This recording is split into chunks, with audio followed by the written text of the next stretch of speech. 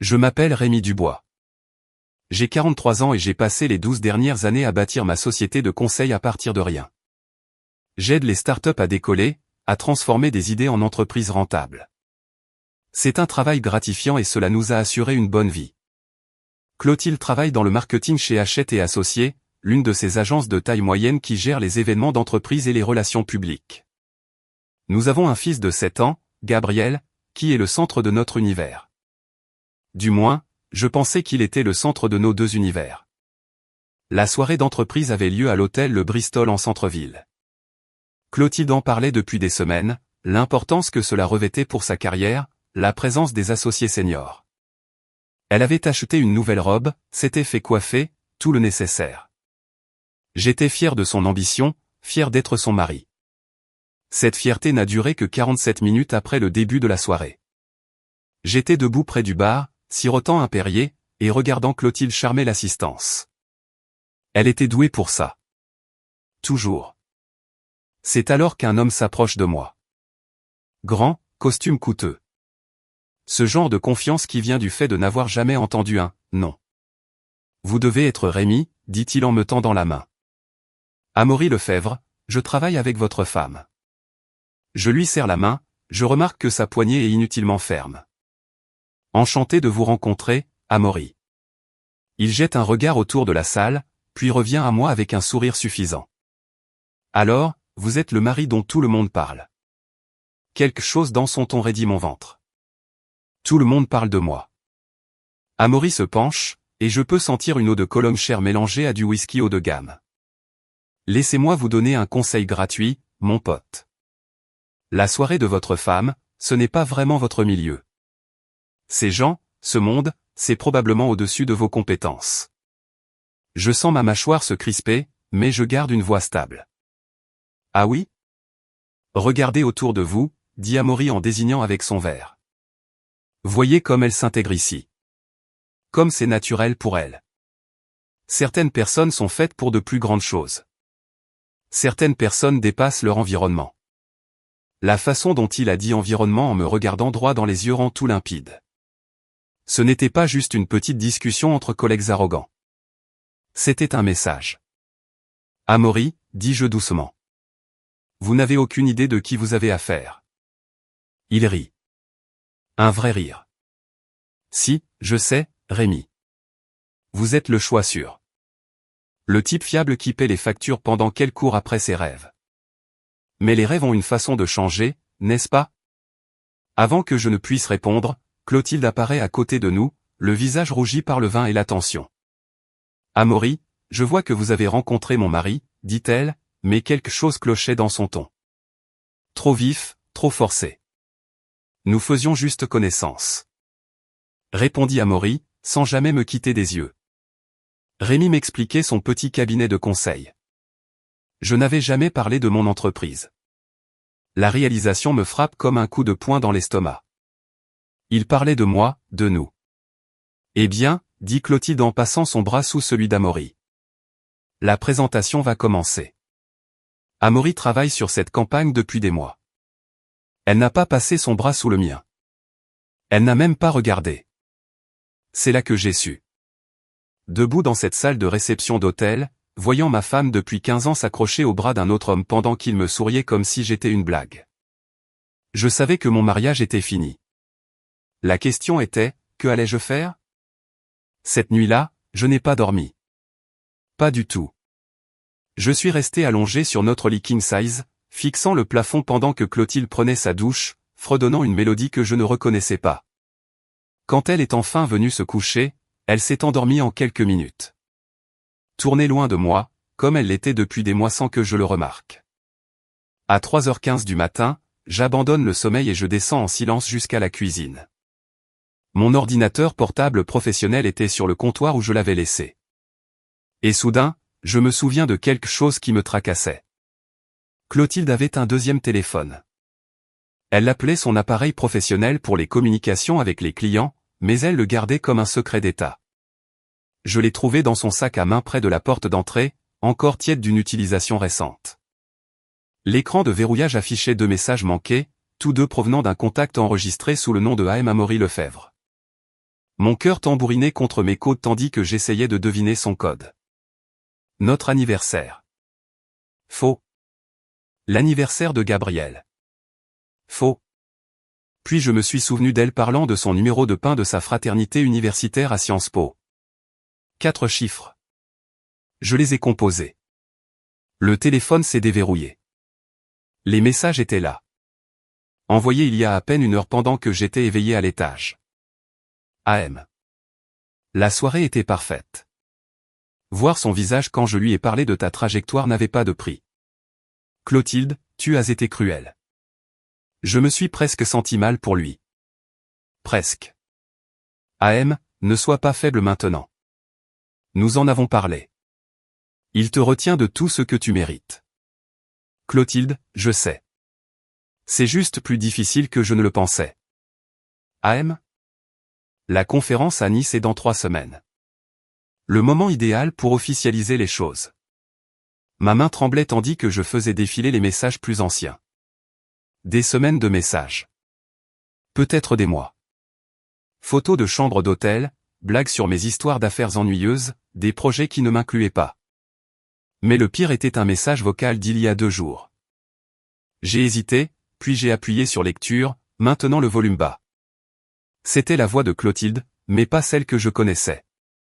Cette version riait, confiante, vivante d'une manière qu'elle n'avait pas été avec moi depuis des années. Tu aurais dû le voir essayer d'aider Gabriel avec ses devoirs de maths hier soir, disait-elle, devenant si frustrée par des problèmes de CE1. Parfois, je me demande ce que je pensais. Me contenter de quelqu'un d'aussi limité. J'ai arrêté l'enregistrement. Ma poitrine se serrait, comme si quelqu'un pressait mes poumons. Se contenter. Voilà ce que notre mariage de 15 ans était pour elle. Se contenter. J'ai fait des captures d'écran de tout. Puis j'ai soigneusement reposé le téléphone exactement là où je l'avais trouvé. Mon esprit s'emballait, mais une pensée dominait toutes les autres. J'avais bâti mon entreprise en ayant toujours 3 coups d'avance sur la concurrence. J'analysais les marchés, prédisais les tendances, aidais les startups à naviguer dans des défis qu'elles ignoraient. Mais d'une manière ou d'une autre, j'avais manqué la plus grande menace pour ma propre vie se déroulant sous mon nez. Amaury Lefebvre pensait avoir affaire à un mari crédule qui ne se battrait pas. Clotilde pensait pouvoir organiser sa stratégie de sortie pendant que je payais les factures et regardais notre fils. Ils allaient tous deux apprendre que sous-estimer Rémi Dubois était une erreur qu'ils regretteraient. J'avais 3 semaines avant Nice. 3 semaines pour découvrir jusqu'où allait cette trahison et ce que j'allais faire. Le gars discret avait fini d'être discret. Le lendemain matin, j'ai fait quelque chose que je n'avais jamais fait en 15 ans de mariage. J'ai posé un jour de congé et j'ai suivi ma femme. Clotilde a quitté la maison à son heure habituelle, m'embrassant comme elle l'avait fait 1000 fois auparavant. Mais maintenant, ce baiser me semblait un poison sur les lèvres. J'ai attendu 10 minutes, puis j'ai conduit jusqu'au parking souterrain en face de son immeuble. Je n'ai pas eu à attendre longtemps. À 11h30, la BMW noire d'Amaury Lefebvre s'est arrêtée devant l'entrée principale. Ma femme en est sortie quelques instants plus tard, non pas par la sortie des employés, mais par le hall principal, comme si elle attendait. Elle est montée dans sa voiture. Ils se sont dirigés vers le parc de Saint-Cloud, le même endroit où Clotilde et moi avions eu notre premier rendez-vous il y a 16 ans.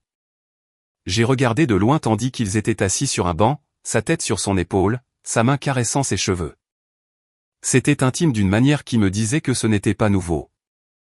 J'ai pris des photos avec mon téléphone, mes mains plus stables que je ne l'aurais cru. Puis j'ai conduit jusqu'à la société de sécurité de mon ami Jérôme, en centre-ville. Jérôme Leroy dirigeait une société de sécurité privée, principalement des affaires d'entreprise, mais il me devait une faveur depuis que j'avais aidé son client start-up à éviter la faillite. J'ai besoin d'équipements de surveillance, lui ai-je dit. Et j'ai besoin de tout savoir sur Amaury Lefebvre. Jérôme n'a pas posé de questions. En moins d'1 heure, j'avais un traceur GPS plus petit qu'une pièce de 1 euro et un rapport d'antécédents qui m'a glacé le sang. Amaury Lefebvre n'était pas juste un cadre marketing ambitieux. C'était un prédateur avec un schéma répétitif. 2 entreprises précédentes, 2 femmes mariées, les 2 relations se terminant par des divorces désordonnés qui laissaient les maris ruinés financièrement. Ce gars est dangereux, Rémi, dit Jérôme en faisant glisser le rapport sur son bureau. Il cible les femmes accomplies dans des mariages instables, les isole de leur système de soutien, puis passe à l'attaque. Que entends-tu par attaque? J'ai demandé. Attaque financière, a répondu Jérôme. Regardez ça. Robert Chin, de Bordeaux, a perdu son restaurant et la garde de ses enfants. David Torres, de Lille. Faillite et ordonnance de non-communication. Ce Lefebvre ne fait pas que voler des femmes. Il détruit des vies. Je fixe les photos d'hommes brisés qui avaient été à ma place. Comment puis-je l'arrêter? Jérôme s'est penché en arrière sur sa chaise. Vous ne l'arrêtez pas, Rémi. Vous le battez à son propre jeu. Mais vous devez être malin. Des gars comme Lefebvre ont des connexions, des avocats, de l'influence. Si vous les attaquez de manière incorrecte, vous finirez comme ces autres pauvres types. J'ai quitté le bureau de Jérôme avec une mission claire. Je ne me battais plus seulement pour mon mariage. Je me battais pour mon entreprise, mon fils et mon avenir. Amaury Lefebvre pensait cibler un autre mari faible qui accepterait la défaite. Il était sur le point d'apprendre que sous-estimer Rémi Dubois était une erreur. Ce soir-là, j'ai attendu que Clotilde soit sous la douche avant d'installer le traceur GPS sur sa voiture. Mes mains n'ont pas tremblé cette fois. J'étais au-delà de la dévastation émotionnelle et dans un mode purement tactique. Pendant qu'elle se séchait les cheveux à l'étage, j'ai appelé mon avocate, maître Delphine Marchand. Elle s'occupait de l'incorporation de mon entreprise et avait la réputation d'être impitoyable si nécessaire. Delphine, j'ai besoin de discuter des procédures de divorce, dis-je calmement. Je suis désolé de l'entendre, Rémi. Parlons-nous d'un divorce à l'amiable ou contentieux? Demanda-t-elle. Contentieux? Potentiellement très laid. Ma femme a une liaison avec quelqu'un qui a un historique de destruction de mariage contre rémunération. Le ton de maître Marchand s'est aiguisé. Je dois vous voir demain. En attendant, ne la confrontez pas. Ne déplacez aucun argent et documentez tout. Si ce gars a un schéma, nous pouvons l'utiliser. Après avoir raccroché, j'ai ouvert mon ordinateur portable et commencé une chronologie détaillée, chaque soir tardif au bureau, chaque dépense inexpliquée, chaque changement d'humeur. Le schéma était plus clair maintenant que je savais quoi chercher. Mon entreprise avait atteint une valeur de près de 800 000 euros. Notre maison était remboursée, valant 450 000 euros de plus. Le fonds universitaire de Gabriel atteignait 60 000 euros. En Île-de-France, Clotilde pourrait réclamer la moitié de tout ce qui a été acquis pendant notre mariage. Mais il y avait quelque chose qu'elle ignorait. L'année dernière, j'avais transféré mon entreprise dans une structure de fiducie familiale sur les conseils de Delphine, à des fins fiscales. Clotilde n'était pas bénéficiaire. Elle pourrait réclamer la moitié de la valeur de l'entreprise, mais elle ne pouvait pas me forcer à vendre ou à lui céder le contrôle. Amaury Lefebvre avait choisi la mauvaise cible. Il était habitué aux hommes vulnérables qui avaient construit des entreprises traditionnelles. Moi, j'étais un stratège qui avait passé des années à aider des entreprises à protéger leurs actifs contre les prises de contrôle hostiles. Mon téléphone a vibré avec un SMS de Clotilde. Je travaille tard encore. Ne m'attends pas. J'ai vérifié l'application du traceur GPS. Sa voiture était au Novotel dans le 15e arrondissement. J'ai pris mon appareil photo et j'ai conduit jusqu'à l'hôtel. Effectivement, la BMW d'Amaury était dans le parking. J'ai trouvé une table d'angle dans le restaurant du hall avec une vue dégagée sur les ascenseurs. 2 heures plus tard, ils sont descendus ensemble. Clotilde portait la robe rouge que je lui avais achetée pour notre anniversaire l'an dernier. Amaury avait la main sur le bas de son dos comme s'il lui appartenait. J'ai pris des photos de tout, leur langage corporel, leur intimité facile, la façon dont Amaury donnait les clés de sa voiture au voiturier comme s'il l'avait déjà fait. Alors qu'il s'éloignait, j'ai réalisé quelque chose qui aurait dû me terrifier, mais qui m'a plutôt fait sourire. Je n'étais plus en colère. J'étais calculateur. Et quand je calcule, je gagne. Amaury Lefebvre n'en avait aucune idée.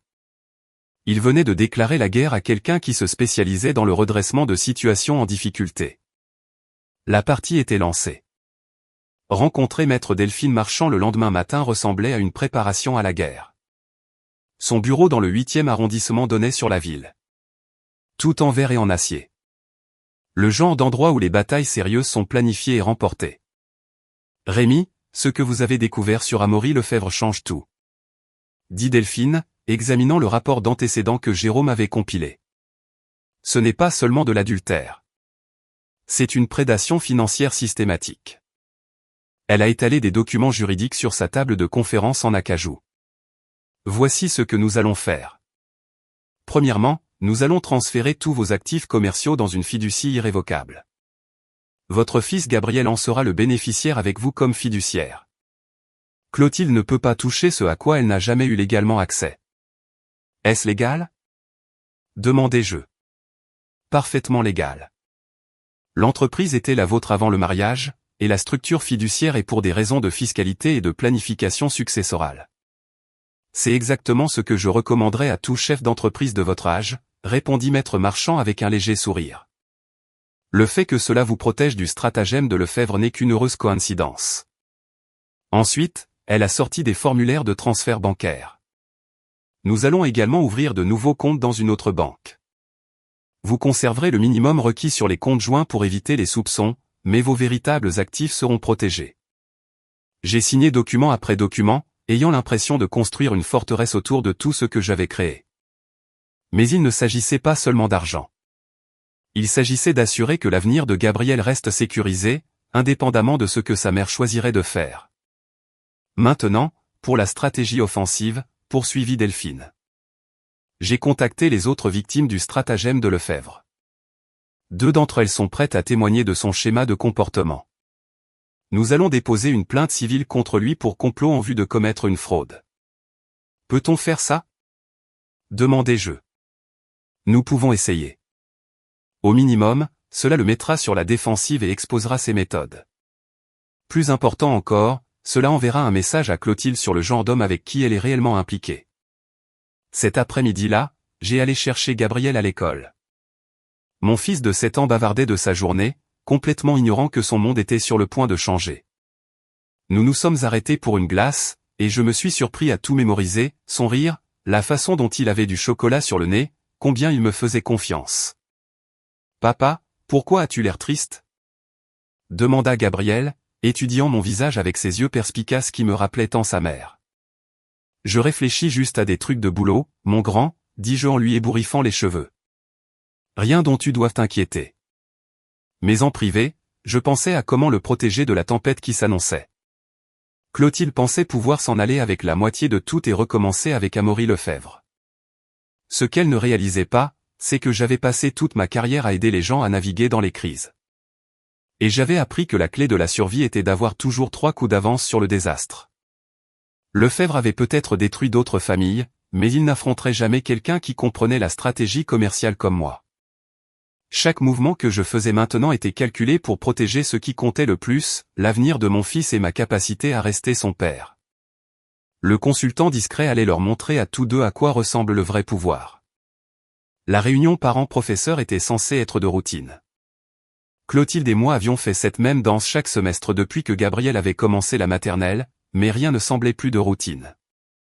Nous étions assis sur ces petites chaises en plastique dans la classe de Madame Henderson, faisant semblant d'être une famille heureuse tout en discutant des progrès de notre fils en CE1. Clotilde était sur son téléphone, consultant des messages professionnels importants pendant que Madame Henderson parlait des compétences en maths de Gabriel. En fait, pourrions-nous reporter ça? Interrompit Clotilde. J'ai une urgence professionnelle qui nécessite mon attention immédiate. Madame Henderson eut l'air confuse. Bien sûr, mais ces réunions sont importantes pour le développement de Gabriel. Rémi peut gérer ça, dit Clotilde d'un ton négligent, se levant déjà. Il a plus de temps libre que moi ces jours-ci. L'insulte m'a piqué, mais ce qui s'est passé ensuite a été pire. Alors que Clotilde se dirigeait vers la porte, elle a failli entrer en collision avec un autre parent entrant dans la classe. Clotilde, s'exclama la femme. C'était Sophie Fournier, mère de Tommy de la classe de Gabriel. Je ne savais pas que tu étais là ce soir. Je pars, en fait, répondit Clotilde, mais sa voix semblait tendue. L'expression de Sophie devint inconfortable. Eh bien, j'espère que tout s'arrangera pour vous. La situation entière doit être si difficile. Mon sang se glaça. Quelle situation? Demandai-je. Sophie regarda entre Clotilde et moi, réalisant clairement qu'elle avait fait une erreur. Oh, je voulais juste dire, eh bien, tout le monde parle d'eux. Delphine, j'ai vraiment besoin de partir, dit Clotilde sèchement. Mais Sophie, que Dieu la bénisse pour son honnêteté, continua. À propos de toi et cet homme de ton bureau. Quelqu'un vous a vu au bistrot romain la semaine dernière et, eh bien, les nouvelles circulent. Je suis désolé, Rémi. Je pensais que tu savais. La salle de classe tomba dans un silence, à part le bourdonnement des néons. Madame Henderson prétendit s'occuper de papier, mais je pouvais voir son choc. D'autres parents dans le couloir avaient cessé de parler, sentant le drame. Le visage de Clotilde devint blanc, puis rouge. Sophie, vous n'avez aucune idée de ce dont vous parlez. J'ai vu les photos moi-même. Répondit Sophie doucement. Sarah Peterson les a prises alors qu'elle déjeunait là-bas avec sa mère. Clotilde. Chérie, la moitié des parents de l'école les a déjà vus. Je me levai lentement, sentant tous les regards braqués sur moi. L'humiliation était totale. Non seulement ma femme trompait, mais apparemment, tout le monde à l'école de notre fils était au courant, sauf moi. Merci de m'avoir informé, Sophie, dis-je calmement. J'apprécie votre honnêteté. Clotilde s'enfuit de la classe sans un mot. Je terminai la réunion avec Madame Henderson, qui n'arrêtait pas de s'excuser pour le malaise, puis je marchai jusqu'à ma voiture en transe. Mon téléphone vibra avec un SMS de Clotilde. Nous devons parler quand tu rentreras. Je restai assis sur le parking de l'école pendant 10 minutes à regarder d'autres familles quitter le bâtiment. Des familles normales avec des problèmes normaux. Je pensais à Gabriel à l'intérieur, jouant dans le programme après l'école, ignorant que les parents de ses camarades discutaient de l'aventure de sa mère. L'humiliation publique changea quelque chose de fondamental en moi. Il ne s'agissait plus seulement de mon mariage. Il s'agissait de ma réputation, de la réputation de mon fils, et de ma position dans la communauté que j'appelais ma maison depuis 8 ans. Amaury Lefebvre avait rendu cela personnel. Il avait transformé ma douleur privée en divertissement public. Il était sur le point d'apprendre que certains combats ne se terminent pas calmement. L'appel de la mère de Clotilde arriva à 7 heures du matin, 3 jours après la catastrophe de la réunion à l'école. Madeleine Martin avait été plus une mère pour moi que la mienne, et entendre sa voix trembler de colère me disait tout ce que j'avais besoin de savoir.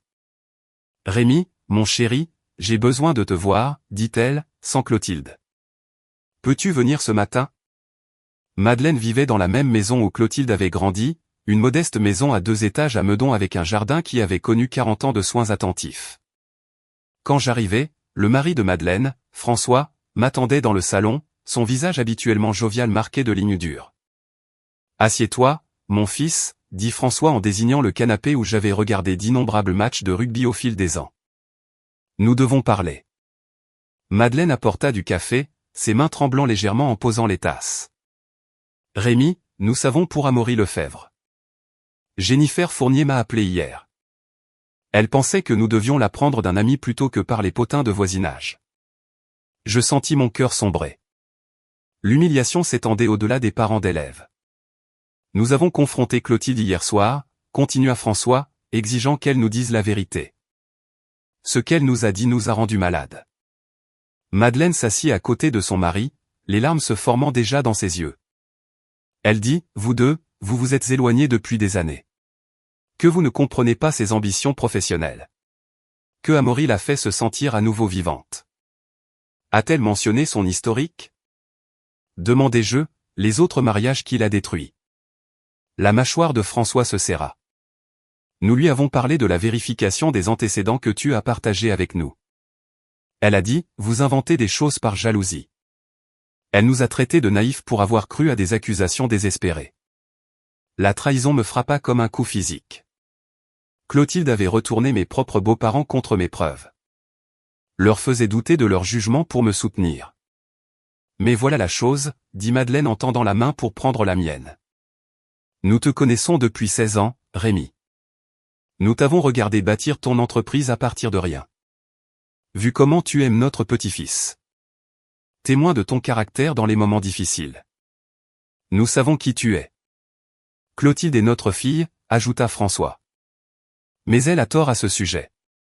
Quoi qu'il se soit passé entre vous deux, abandonner sa famille pour un homme avec la réputation d'Amaury Lefebvre est inexcusable. Madeleine sortit une enveloppe de son sac à main. Voici une lettre que nous avons écrite à Clotilde. Nous lui disons que si elle va jusqu'au bout de ce divorce, si elle déchire la vie de Gabriel pour cet homme, elle n'est plus la bienvenue chez nous. Je fixai l'enveloppe, submergé par leur loyauté. Madeleine, François, je ne peux pas vous demander de choisir un camp entre votre fille et moi. Vous ne demandez pas, dit François fermement. Nous choisissons. Clotilde a oublié que le mariage est une question d'engagement, de se battre pour ce que l'on a construit ensemble. Elle agit comme une enfant gâtée qui veut un nouveau jouet. Nous changeons également notre testament, ajouta Madeleine calmement. Le fonds universitaire de Gabriel auquel nous avons contribué. Il ira dans une fiducie à laquelle seul toi peux accéder. Clotilde a clairement indiqué qu'elle prévoyait une nouvelle vie en Provence. Elle n'aura plus besoin de notre aide. Je suis rentré chez moi avec le sentiment d'avoir gagné des alliés mais perdu une partie de ma famille pour toujours. La maison semblait différente quand j'entrais, chargée de tensions inexprimées. Clotilde était dans la cuisine, le visage rouge d'avoir pleuré. La lettre de ses parents était froissée sur le comptoir. Ta petite enquête a retourné mes propres parents contre moi, dit-elle sans me regarder. La vérité a fait ça, Clotilde, répondis-je, pas mon enquête. Elle se retourna brusquement, la fureur brillant dans ses yeux. La vérité? La vérité, c'est que tu es devenu un mari contrôlant et paranoïaque qui ne supporte pas l'idée que je réussisse sans toi. La vérité, c'est qu'Amaury Lefebvre est un prédateur, dis-je calmement. Et tu es soit sa complice, soit sa victime. Dans tous les cas, tu es en train de détruire la vie de notre fils. N'ose pas impliquer Gabriel là-dedans, claqua-t-elle. Gabriel est déjà impliqué, répondis-je, à partir du moment où tu as décidé que sa mère était moins importante que ton aventure. La réunion que Maître Marchand avait organisée eut lieu dans une salle de conférence stérile en centre-ville. Le genre d'endroit où les batailles d'entreprise sont planifiées et exécutées avec une précision chirurgicale. De l'autre côté de la table étaient assises Jennifer Torres et David Chin. Deux des anciennes victimes d'Amaury Lefebvre, ainsi que leur avocate, Sarah Rodriguez. Messieurs, commença Delphine. Nous sommes ici pour discuter d'une stratégie juridique coordonnée contre Amaury Lefebvre et potentiellement Hachette et associés pour leur rôle dans la facilitation de son comportement prédateur.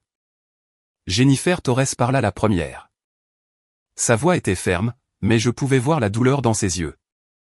Lefebvre a détruit mon mariage en utilisant exactement le même manuel de jeu qu'il utilise sur votre femme. Soirée d'entreprise, réunion tardive, voyage d'affaires qui n'étaient pas vraiment des affaires. Au moment où j'ai compris ce qui se passait, il m'avait isolé de tous ceux qui auraient pu me mettre en garde. David Chin sourit sinistrement. La manipulation financière était sophistiquée. Il a convaincu mon ex-femme d'exiger des actifs spécifiques dans notre accord de divorce. Des actifs qui rendaient commodément mon entreprise non viable. En 6 mois, j'étais en faillite et la société de Lefebvre s'était précipitée pour acheter ma liste de clients aux enchères. Quel est le rôle de Lefebvre chez Hachette et Associés? Demanda Sarah Rodriguez. Associé principal, répondis-je. Il gère les grands comptes d'entreprise et a une influence significative sur la politique de l'entreprise. Delphine fit glisser un document sur la table. C'est là que ça devient intéressant. Nous avons découvert que Lefebvre utilisait les ressources de Hachette pour rechercher la situation financière de ses cibles.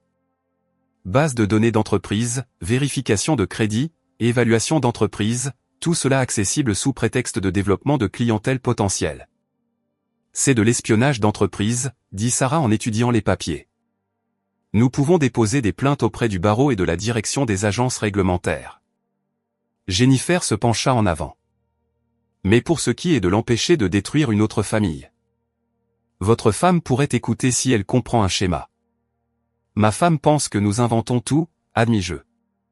Lefebvre l'a convaincu que nous sommes tous des ex-maris jaloux essayant de saboter son bonheur.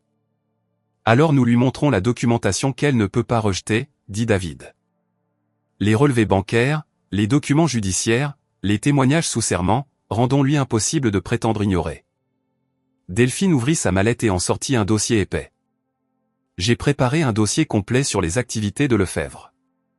Fraude financière, inconduite d'entreprise, complot en vue de commettre un vol par tromperie. Nous déposons ces accusations demain matin. Quel est le calendrier? Demandai-je.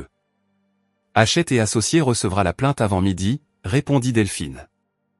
Lefebvre sera suspendu en attendant l'enquête dans les heures qui suivent. Son accès aux ressources d'entreprise sera immédiatement révoqué. Sarah Rodriguez sourit pour la première fois depuis le début de la réunion. Messieurs, Amaury Lefebvre a opéré en supposant que ses victimes souffriraient en silence. Il est sur le point d'apprendre que certaines personnes se battent. Ce soir-là, j'ai été chercher Gabriel à son programme après l'école et je l'ai emmené manger une pizza. Il a parlé de sa prochaine pièce de théâtre scolaire, complètement inconscient de la guerre juridique menée autour de sa famille. « Papa, est-ce que maman et toi vous disputez ?» demanda-t-il soudainement, son petit visage sérieux. « Pourquoi demandes-tu ça, mon grand ?» répondis-je, même si mon cœur se brisait. « Elle pleure beaucoup. »« Et toi, tu dors sur le canapé maintenant ?» observa-t-il avec la brutalité honnête d'un enfant de 7 ans. J'ai pris une profonde inspiration. Parfois, les adultes ont des problèmes qu'ils doivent résoudre, mais quoi qu'il arrive, tu auras toujours un papa et une maman qui t'aiment très fort. Il hocha solennellement la tête, puis retourna à sa pizza. Je le regardais manger, mémorisant ce moment d'innocence avant que son monde ne change à jamais. Demain, Amaury Lefebvre apprendrait qu'il avait choisi la mauvaise famille à détruire. Mais ce soir, je voulais juste être un père dînant avec son fils, le protégeant de la tempête qui s'annonçait aussi longtemps que possible. L'appel de Hachette et Associés est arrivé un mardi matin. Amaury Lefebvre avait été immédiatement licencié. Son accès d'entreprise révoqué et des poursuites pénales étaient déposées. Ma stratégie juridique coordonnée avait fonctionné, mais je n'étais pas satisfait de simplement détruire sa carrière. J'avais besoin qu'il comprenne ce qu'il m'avait coûté. J'ai trouvé Lefebvre au bar Murphy dans le 1er arrondissement, sirotant un whisky à 14 heures. Il semblait plus vieux, vaincu, pas du tout comme le prédateur confiant qui m'avait confronté lors de cette soirée d'entreprise. « Rémi Dubois », dit-il sans lever les yeux alors que je m'asseyais à côté de lui. « Je viens vous livrer un message », répondis-je, commandant impérié. « Tu m'as dit lors de cette soirée que je n'avais aucune idée de qui j'avais affaire. Tu te souviens ?» Lefebvre rit amèrement. « Oui, je m'en souviens. Il s'avère que c'était moi qui ne savais pas. Tu pensais avoir affaire à un autre mari faible qui s'écraserait face au défi. » Continuai-je. « Ce que tu as réellement fait, c'est déclarer la guerre à quelqu'un qui gagne sa vie en créant des entreprises. Quelqu'un qui sait rechercher, planifier et exécuter des stratégies. Alors, vous avez gagné, dit Lefebvre en vidant son verre. Félicitations. Vous avez détruit ma carrière, ma réputation, mon avenir. Heureux maintenant? Je n'ai pas fini, dis-je calmement. Jennifer Torres, David Chin, les autres familles que vous avez détruites, elles déposent des plaintes civiles. Vous allez passer la prochaine décennie au tribunal à payer pour ce que vous leur avez fait. Le visage de Lefebvre pâlit. C'est impossible. Le délai de prescription ne s'applique pas aux entreprises criminelles en cours. J'ai terminé. Chaque famille que vous avez ciblée, chaque mariage que vous avez détruit, tout est lié. Un grand complot qui est enfin exposé. Je me levai, laissant de l'argent sur le bar. Amaury, tu avais raison sur une chose. Certaines personnes sont faites pour de plus grandes choses. Mais tu as confondu comportement prédateur et ambition. Maintenant, tu vas apprendre la différence. Alors que je m'éloignais, Lefebvre a crié, « Et Clotilde? Et votre mariage ?» Je me suis arrêté à la porte. C'est entre ma femme et moi. Mais grâce à vous, elle sait enfin à quoi ressemble la vraie loyauté. Mes beaux-parents m'ont choisi plutôt que leur propre fille. Ma communauté s'est ralliée à moi. Même mon entreprise est plus forte que jamais. Et vous, j'ai appris que j'étais plus fort que je ne le pensais, répondis-je. Merci pour la leçon. Dehors, maître Delphine Marchand m'attendait près de ma voiture avec les papiers de divorce finaux. Clotilde les avait signés ce matin-là, acceptant un règlement minimal en échange de la garde partagée de Gabriel. Elle m'a demandé de vous dire quelque chose. Delphine dit qu'elle est désolée pour tout ça. J'ai hoché la tête, ressentant quelque chose d'approchant de la paix pour la première fois depuis des mois. Amaury Lefebvre avait essayé de détruire ma vie, mais il m'avait en fait montré qui étaient mes vrais alliés. Parfois, la meilleure vengeance est simplement de refuser d'être brisé. 6 mois plus tard, j'aidais Gabriel à faire ses devoirs quand la sonnette retentit. À travers la vitre, j'ai vu une femme aux cheveux châtains et au sourire nerveux tenant un plat de gratin. Madame Dubois, je suis Béatrice Lambert de la rue d'à côté. J'ai entendu parler de votre situation et je voulais vous dire à quel point je suis désolé. Merci, répondis-je. C'est très gentil. Je voulais aussi vous dire à quel point je suis impressionné par la façon dont vous avez géré tout ça, continua-t-elle. Mon ex-mari m'a quitté et notre fille l'année dernière pour sa secrétaire. Vous regardez vous battre pour votre famille, pour votre intégrité. C'est inspirant. Nous avons parlé pendant 1 heure sur le porche avant, tandis que Gabriel jouait dans le jardin. Béatrice était enseignante, récemment divorcée, élevant seule sa fille de 10 ans, Emma. Elle était intelligente, équilibrée, et avait ce genre de force tranquille que j'avais appris à apprécier. « Papa, qui est cette dame gentille ?» demanda Gabriel quand Béatrice partit.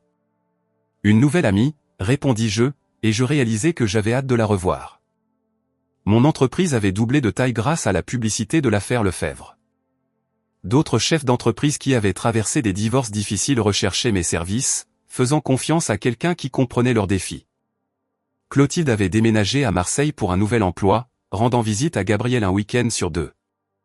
Nos interactions étaient polies, professionnelles, entièrement axées sur le bien-être de notre fils.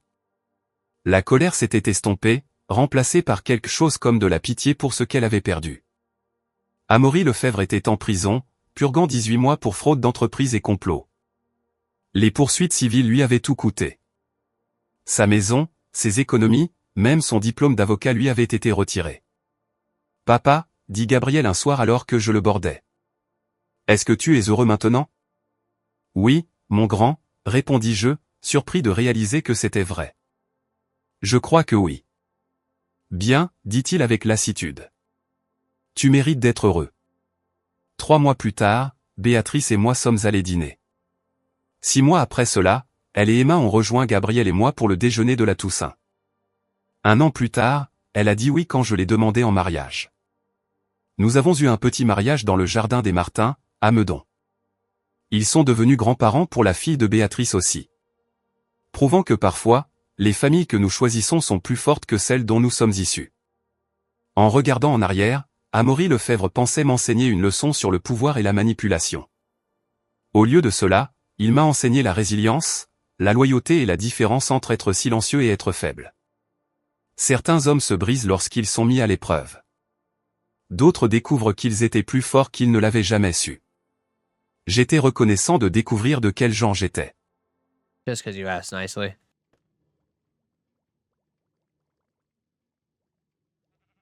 Oh, was I not supposed to hit that? Oh, it's off. Off it goes. I'm sure it'll come back in park, so it's not a big deal. But kind of double check, make sure there's nothing hidden through the lava, make sure there's nothing up here by the lava. I would assume he wouldn't have this egg in the lava, but you never know. You never know. I mean, above it. Oh, I mean, above it are black, so it might not be visible. Oh no, we totally looked. Like you can see it right there. Right there, right there, right there. Literally nothing. Now get me out of here! Get me out of here! Alright, what's up here? What are we looking at? Anything in the water streams? Probably not. Okay, and thank you so much for the follow, brother. I appreciate you. Also, a new subscriber over on YouTube. Thank you so much for the subscription. Welcome in. Check beacons. I could give you thousands of places. Okay, we'll check the beacons. All beacons? Like, why? I feel like there's nothing in these beacons, because if the beacons aren't full, then they won't be on. You know what I'm saying? You know what I'm saying? Or mixed with the carpet in the trading hall. You can't put it under carpet. Can Zach be mod? I guess Zach could be mod. Check the floating trees. Are there floating trees through here?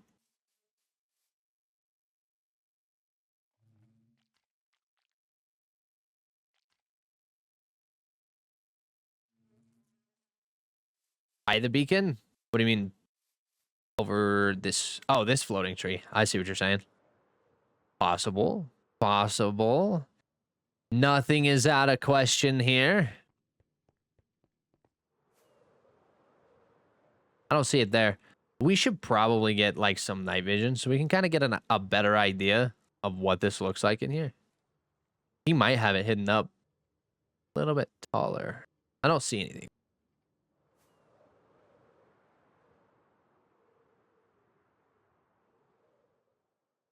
I have an idea.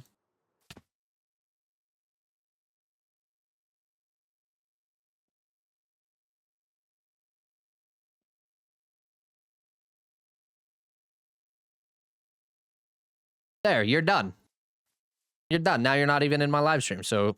Oh, I didn't mean to mute you. Oh, no, hold on, wait. Wait. Don't go nowhere. Ian, I'm so sorry I muted you. I meant to do... I banned them. I was tired of saying it. Sorry, Ian. You're unmuted now, though.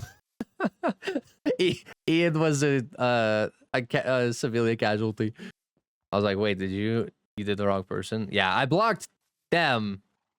I'm going to double check that. Yeah, I blocked them and then muted. They were the wrong one. No problem. I got surprised. I'm sure you were. Okay, we should go get us some suspicious stew or something through here. I got to go get some food anyway. We need potions, man. I had to give them a warning before I hit bop. Yeah, I appreciate that. Yeah.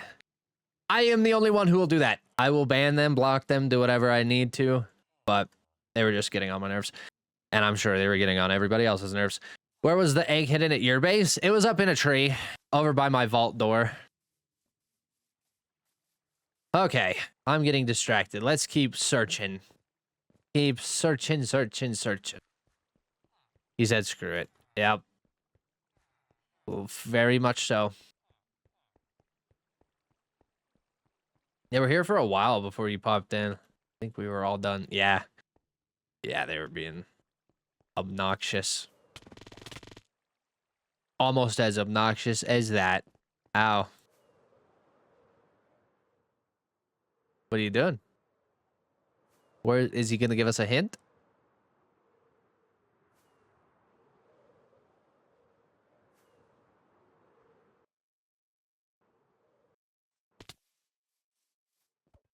Whee! Oh, what's in there? Hold on, I'm gonna pop. There ain't nothing down here, bro. It's gonna be a decoy. He wouldn't give it to us like that. Decoy.